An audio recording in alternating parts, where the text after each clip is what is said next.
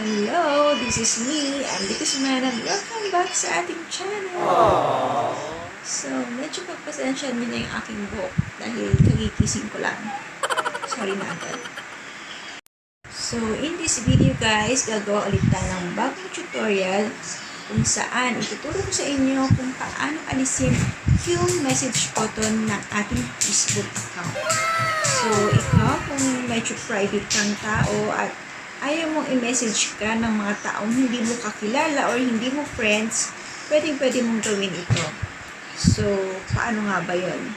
Just keep on watching and I will teach you how to do it. No, I mean, how to do it.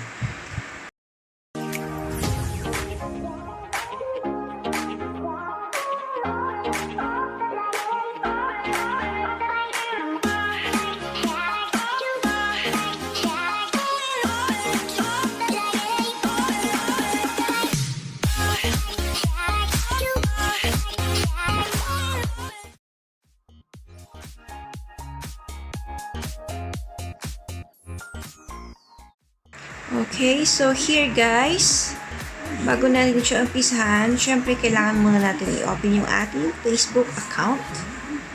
So guys, meron akong ginawa kaninang bagong account para matesting natin kung effective itong gagawin nating tutorial. So dyan sa ating profile, i-click lang natin yung edit profile. Pindutin lang natin yan. So dyan, sa pinakababa, mababasa nyo ulit yung edit your about info.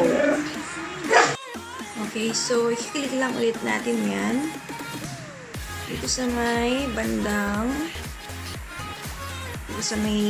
basic info. Ayan. Click nyo lang yung edit. Ayan, so dito tayo guys, dito natin siya gagawin. So, kahit anong day or months ang ilagay mo dyan. Ayan, lagay natin kuwari dyan. Ayan, gawin natin 30. Basta kahit anong day or month ang ilagay mo. And then, dyan sa month, kung anong trip mo guys, kung ano, ayan. Ikaw bahala kung anong gusto mong ilagay. Ang importante, dito sa may birth year, dyan tayo magbase. Dyan guys, ilalagay mo lang dapat siya dyan. A year 2005.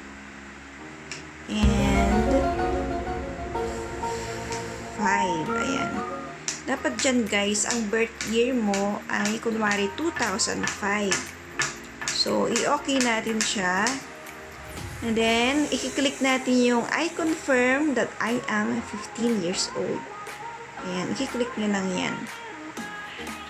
And then, isi-save na natin siya, guys. So, ganun na siya, no? Ngayon, pupunta naman ako sa isang account ko para i-check kung effective nga yung ginawa natin. So, i-log out ko muna to. Punta ako dun sa main account ko. Ayan. Dami kong account, no?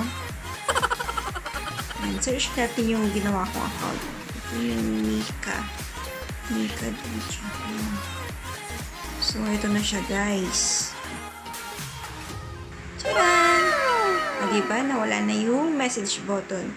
Hindi ka na masisend or hindi ka na mami-message ng mga hindi mo friends. Only your friends can message you. O, diba? Ganun lang kasimple. Ganun lang kadali. Okay, so, yun lang guys. Sana may natutunan ulit kayo sa ating video tutorial. So, yun lang guys. Sana may natutunan kayo. Please don't forget to click like and subscribe para sa mga next videos ko ay updated ka. So, hanggang dito na lang. See you next time. Bye-bye.